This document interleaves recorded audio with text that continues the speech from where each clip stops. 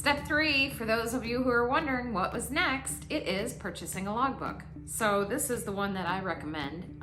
It's a hard copy logbook. It's from Jeppesen, and it's a pilot logbook.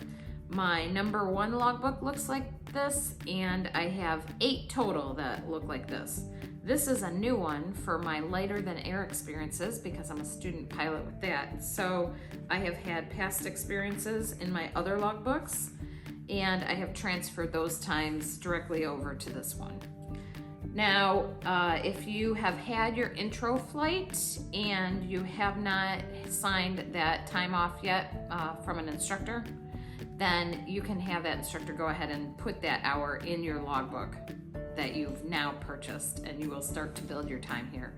This is a record of all your experiences as you're leading up to your private pilot check ride, and the examiner will be going through this as well as your flight instructor before you get ready for your check ride to make sure you've accomplished all the tasks required and you have all the at least minimum recorded time in your logbook. When you fly later on, you could do a logbook like I have for the airline flying, and I actually keep this for all my flying now as well. I have a flight crew log that I started when I started flying Part 121 in a DC-6 back in 1991.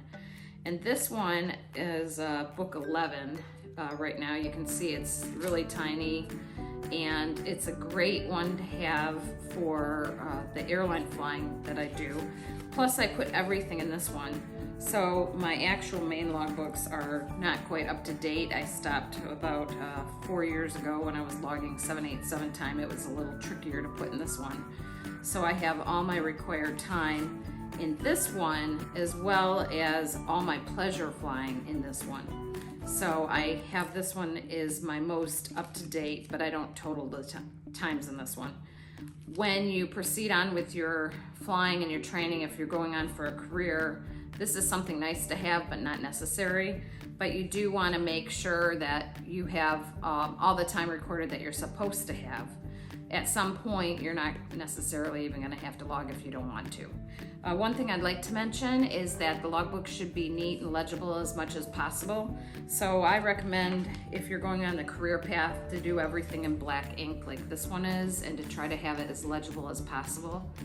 And also, if you want to, you can look into the electronic logbooks. I started looking into that when they were brand new out on the market. Tried it and wasn't really keen on not having a backup for that in case something happened.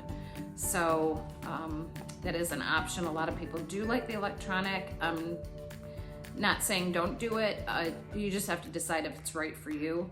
Also, do not leave the logbook in your car with other things that could be stolen. That's an issue as well. So treat this very much like it's the valuable piece of paper that it is, because it is. And basically best to keep it inside your house or just back to the flight school back and forth like that, instead of leaving it in your car where it's visible and could get stolen. And that's about it for the logbooks.